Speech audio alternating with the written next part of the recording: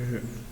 Welcome to session number 7 of module 1, in which we are discussing about the stress and strain in different structures with different cross sections as well as different types of loading. So now in this session we look at what is called as temperature stresses in a bar. So here you know that all of you know that metals, particularly metals, they undergo, whenever the temperature increases, they undergo elongation or they extend, and whenever the temperature decreases, the material or the metal contracts. So we know this concept, and that concept is applied here in particular engineering applications where the temperature differences or temperature variation causes the stresses inside the bar. So here we'll take a bar here of length L, and it is fixed at the two ends, and the diameter of the bar is D, and Young's modulus of the material of the bar is E, and we have to consider one more coefficient here with respect to the temperature, that is coefficient of thermal expansion of this bar here. So this coefficient of thermal expansion, that for the material it will be different for different materials, we know that, and that is considered in this analysis of temperature stresses. So because of the variation of temperature, stresses will be induced in the bars or induced in the materials, and that stresses are called as temperature stresses. And here this delta T is nothing but the difference in temperature. For example, you take rail tracks. So rail tracks, you know, they are used in our daily life. We are using that, but the temperature in which they work, they differs from temperature varies from around. It depends on the regions, particular regions. So at different places, the temperature variation will be different. So those kind of applications, we see that metals or the materials develop temperature stresses. So in this case, we have here a bar with two ends fixed of length L, and it is found that the temperature, because of the temperature variation, the expansion in the bar, when the temperature rises, the expansion in the bar is given by alpha delta TL. This is the extension of the bar. So this is called as free expansion or free elongation of the bar due to temperature, or we call this as free thermal expansion in the bar. So that is derived as alpha delta TL. So alpha, this is coefficient of thermal expansion, delta T is the difference in temperature, and length L is the length of this bar. So this formula you have to remember here. So this gives you the free expansion of the material or the bar when the temperature variation is there. And here you know that since the two ends are fixed rigidly, what happens is it will not allow the free expansion of the bar. So this when the free expansion of the bar is restricted, so what happens? There will be compressive stress developed in the material in this bar here. So because of this restriction, because the end is fixed, this expansion is not allowed. So what happens? There will be reactional force or compressive force which is acting in this bar here. So once the compressive force is acting, so we can calculate the compressive strain in the bar. So compressive strain in the bar is nothing but change in length, that is alpha delta TL by the original length. So we will get this as alpha delta T. So this alpha delta T is nothing but the strain which is developed in this bar here because of this temperature delta T. So this you have to remember here. So and after that you can calculate the stress. So once you know the compressive strain, you can calculate the stress, because stress and strain is related by the Young's modulus. So compressive stress is nothing but Young's modulus into strain. So multiply this with Young's modulus. And thermal stresses induced in the bar is, this is again, it is a compressive stress because of temperature, and we call this as thermal compressive stress, or simply thermal stresses induced in the bar, that is alpha delta T E. So this is about the temperature stresses developed in the bar when the two ends are fixed, and alpha delta T is the elongation of the bar when the end is free. So if the end is not free, what is happening? That elongation is constrained, and that develops the compressive force in the bar. So once the compressive force is there, we can calculate the compressive strain, and we can calculate the compressive stress, and that stress is called as thermal stress.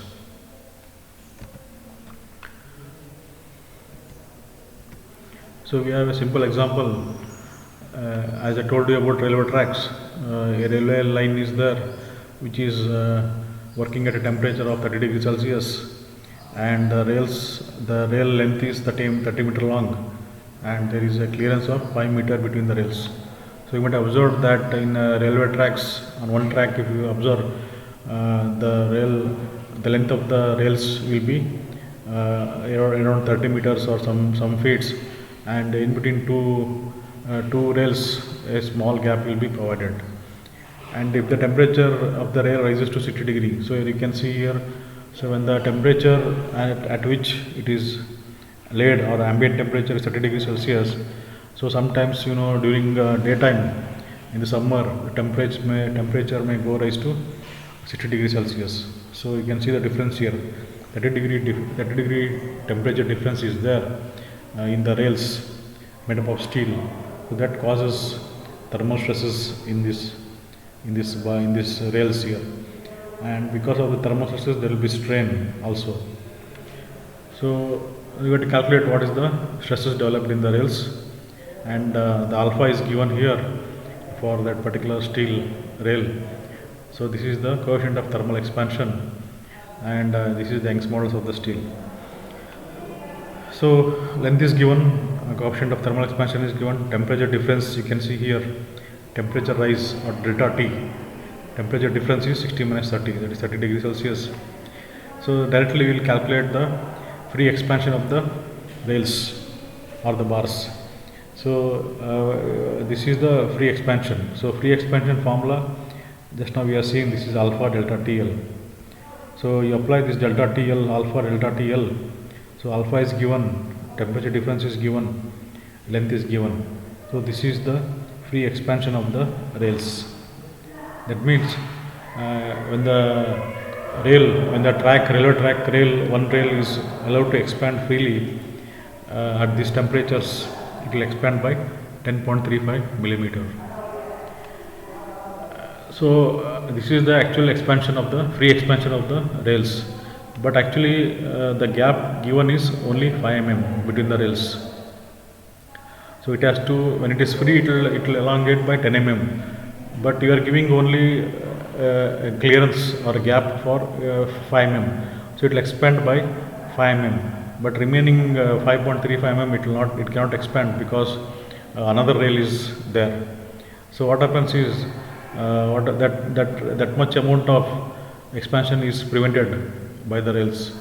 So the free expansion is so much, so we are preventing that expansion, thermal expansion, by some amount because of this clearance here. So this free expansion minus this clearance will give 5.35. So this much expansion of the rail we are restricting, or we are preventing. So we are allowing only 5 millimeter for the rails to expand, but actually it can expand 10.35 mm, but we are giving only 5 mm clearance gap there for the rails to expand. So difference of this will give you how much we are preventing or constraining that rails to expand because of the temperature. So once we know the free expansion and once the clearance is given, you can say the difference so much we are restricting, or we are preventing the rails to expand because of temperature difference. Then we can calculate the strain. So once we know the free expansion and or what is called as the prevention, so we are allowing only we are preventing this much of strain. So the strain in the rails will be this change in length, which is prevented, divided by length of this rail here. So this is the strain in the rails here, because we are preventing so much of distance or a free expansion. So that divided by the total length will give the strain. So once the strain is known, we can calculate the stress. So here the strain is compressive, because we are allowing only 5 mm allowance clearance here. So this much amount of displacement or elongation is restricted. So what will happen? There will be compressive force induced in the rail.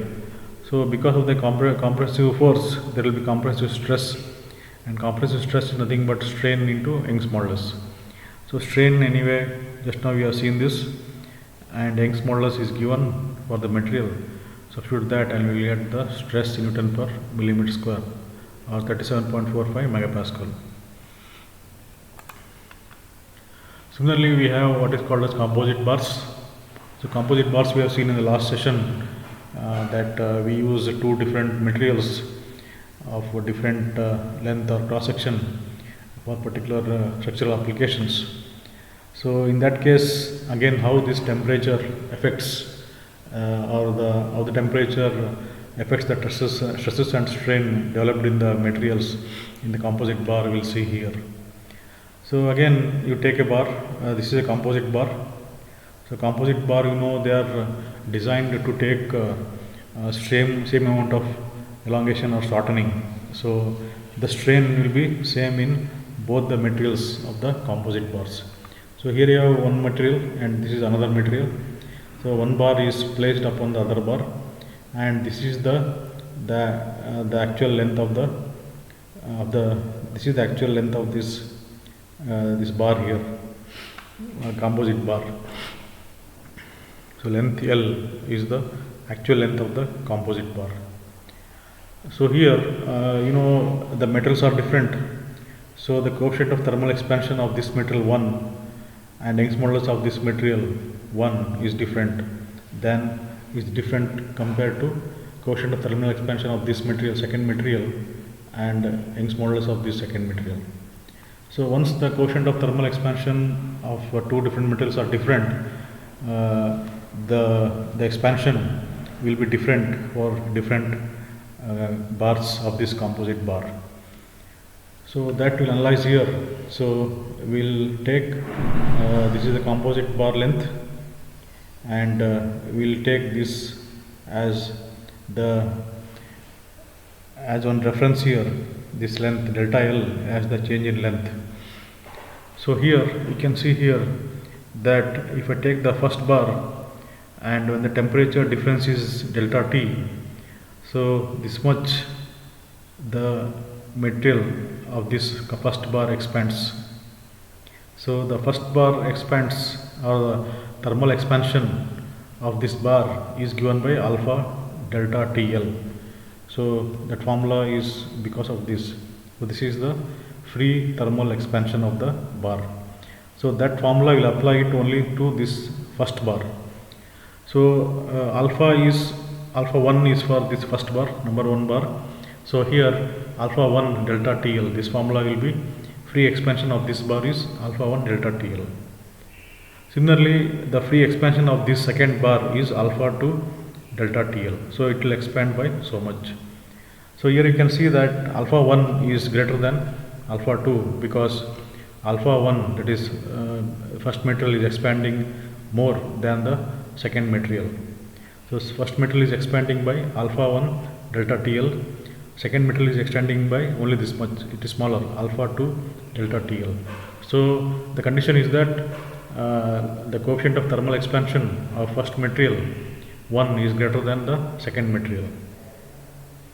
So this is the free expansion of the first material, this is the free expansion of the second material, and here we take one reference line here, So this is the actual elongation of this bar here, delta L, that is taken. And the cross section of metal 1 is here, cross section of metal 2 is A2, that is there. So here you can see free expansion of the bar 1 is alpha delta TL, it is a standard formula. Similarly for bar 2 it is alpha 2 delta TL. So since both the bars are expand by delta L, so here we are allowing only this bar to elongate by delta TL. So here you can see we are allowing only this much of elongation. So here since the first material expands or elongation is more, this alpha 1 delta TL is more than delta L, there will be compressive stresses or compressive force induced in material 1. Whereas in material 2, the elongation allowed is delta L, and the actual elongation thermal expansion is only alpha delta 2L. So this has to be, there will be tensile force induced in this second material to reach this particular displacement. So in the first material the elongation is restricted, and in the second material the thermal expansion is less than the allowable strain, allowable delta L. So what happens in the second material, there will be tensile forces induced in the material, whereas in the first material there will be compressive forces. So you can say that when alpha 1 is greater than alpha 2, in material 1 where the alpha 1 where the coefficient thermal expansion is more, that there will be compressive stress induced, and when alpha 2 is less in this material, in that material there will be tensile forces. So you can say that in composite bars, the material which has higher coefficient of thermal expansion, in that material there will be compressive stresses or compressive force induced, whereas in material 2 where the coefficient of thermal expansion is smaller than the first material, in that material, that is second material, there will be tensile forces induced to obtain a constant strain delta L in the composite bar. So here you can see bar 1, alpha 1 is greater than delta L, so it get compressed, whereas delta L, that is the free expansion of the second bar, is less than the allowable strain in the composite bar, so it will get stretched, so it will get elongated. So that will be because of the tensile load induced in that bar. So in the first bar there will be compressive stresses or compressive force, because here the elongation of the composite bar is less than the free thermal expansion of the first bar. When the free expansion of the bar is less than the total strain or total elongation of the composite bar, then the second bar will experience tensile load or tensile stresses will be induced in that. And here you can calculate the compressive strain. So once the elongation is known, you can calculate the strain. So what is the strain in bar 1? So in bar 1, what is the change in length? So this is the bar 1. So change in length is this one.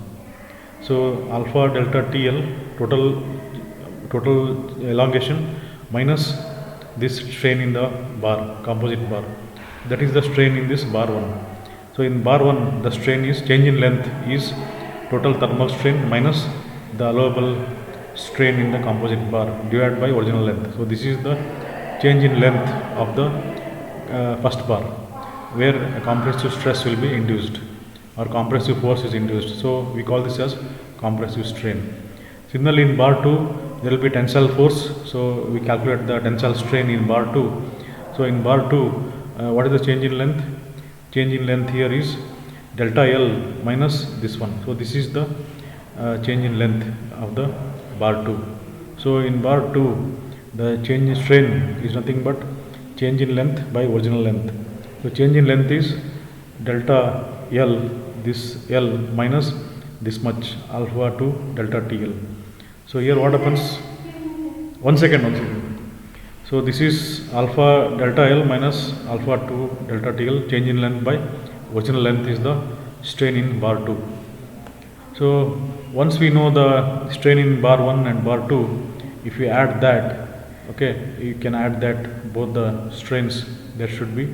If you add these two terms, you will get the strain, the total strain is nothing but alpha 1 minus alpha 2 delta T. So it depends purely on the quotient of linear expansion, thermal expansion of the materials into change in temperature.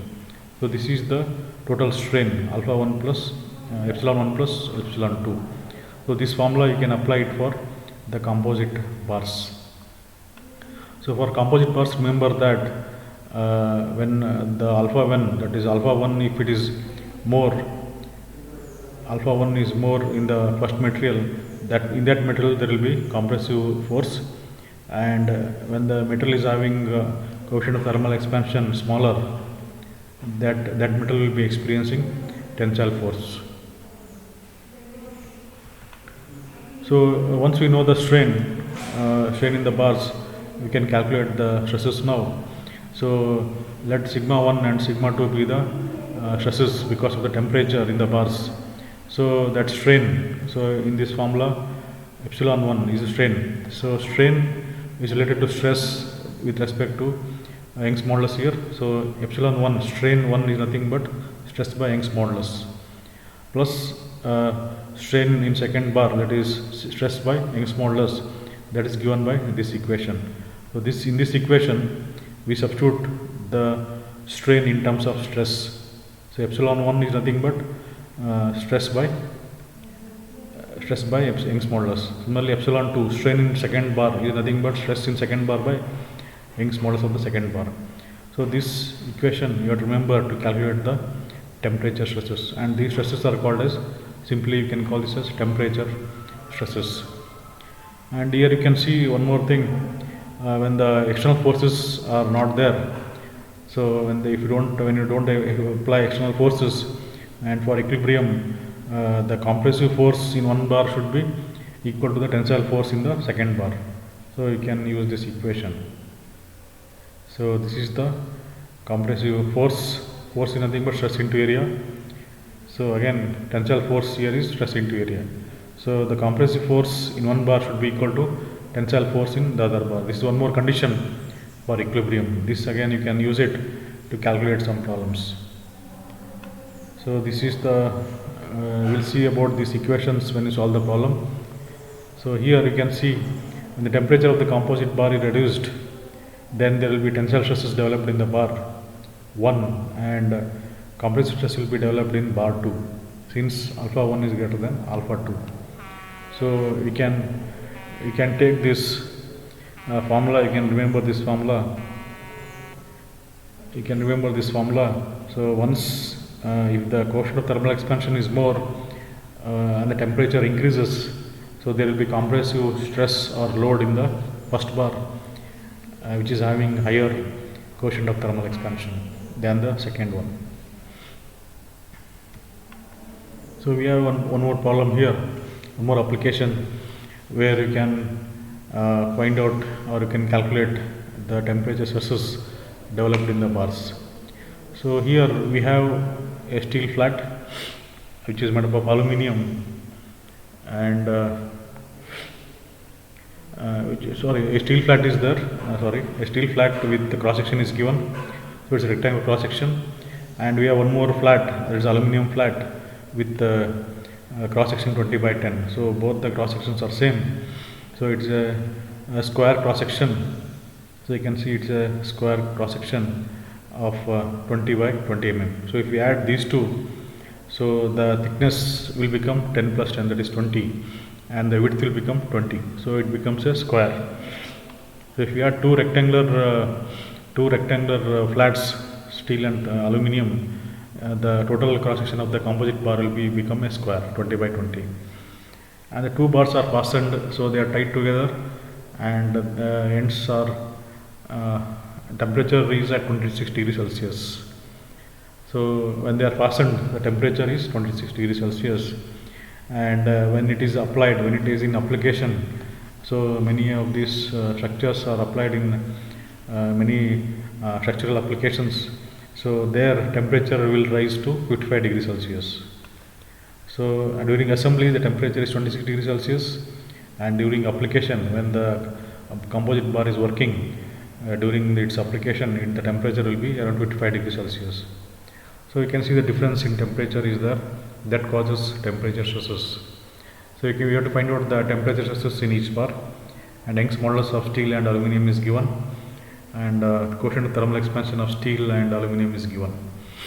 So first we will calculate delta T. So delta T is nothing but change in temperature. So 55 to 26 is the temperature change, so that is 29 degrees Celsius.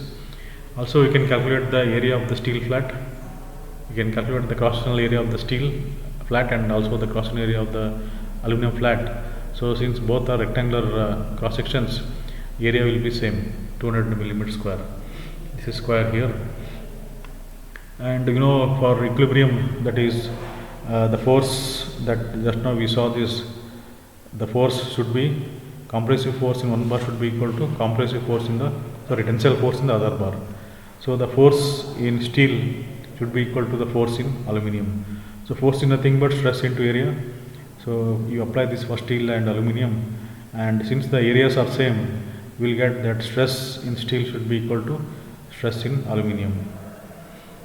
And one more condition is that the strain, that is this formula, alpha 1 plus alpha 2 is equal to this formula.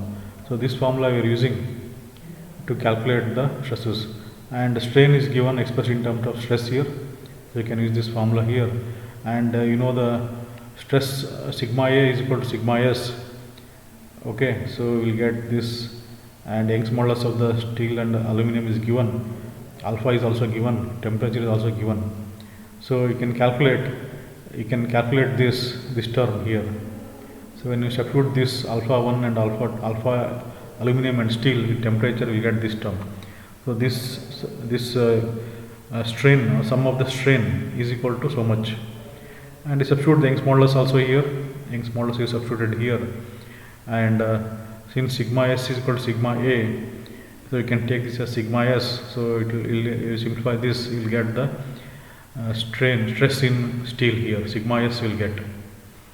So sigma S will be equal to sigma aluminum. So in sigma steel, since the coefficient of thermal expansion is less than the coefficient of thermal expansion of aluminum, so in steel there will be tensile forces, and in aluminum there will be compressive forces. So this you have to remember always. So the material which has higher coefficient of thermal expansion, okay, in that material there will be compressive force. So both the stresses are same. So in one material, that is in aluminum, there will be compressive stress, whereas in steel there will be tensile stress. But both the stresses are same in magnitude. So it is around 17.4 megapascal. So since alpha, that is coefficient thermal expansion of aluminum, is more, there will be compressive stress induced in aluminum, and tensile stress will be induced in steel, because coefficient of thermal expansion of steel is less than aluminum. So this you have to keep in mind. So similarly we have one more problem here. Same, we have steel bar and copper bar.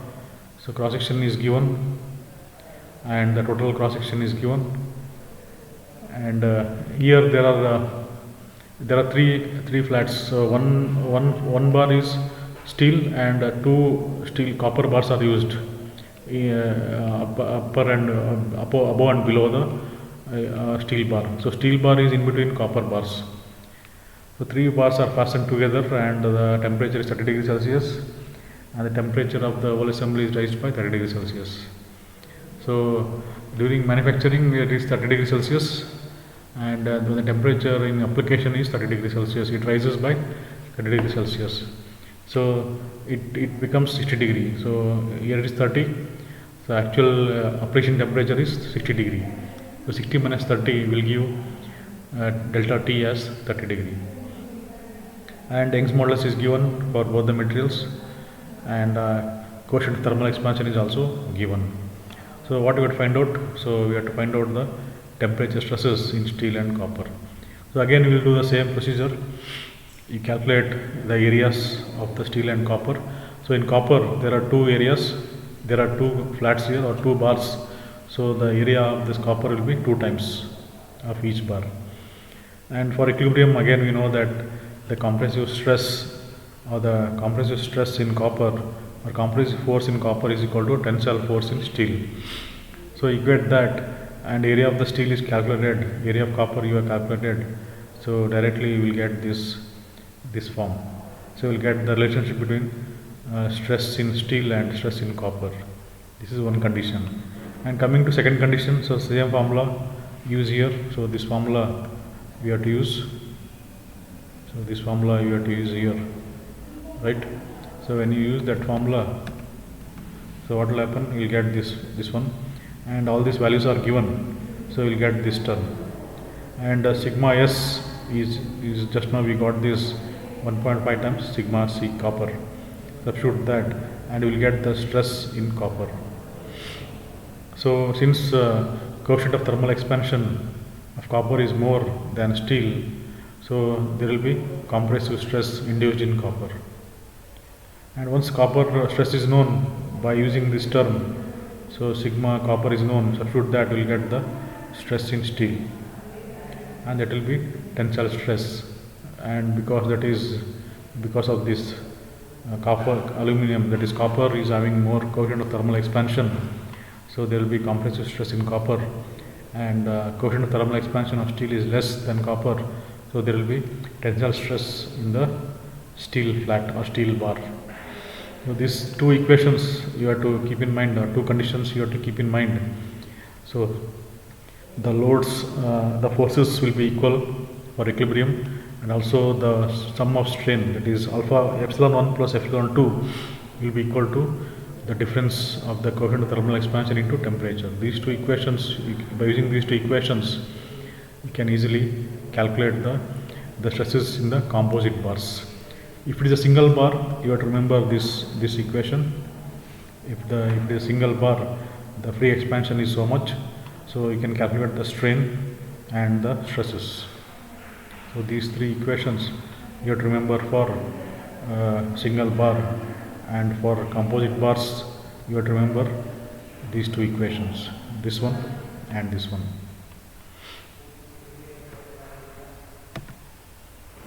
Like this you can solve as many problems as possible from different sources. You take the problems, you can solve different kinds of problems based on this data, but equations remain same. So these two equations you have to use.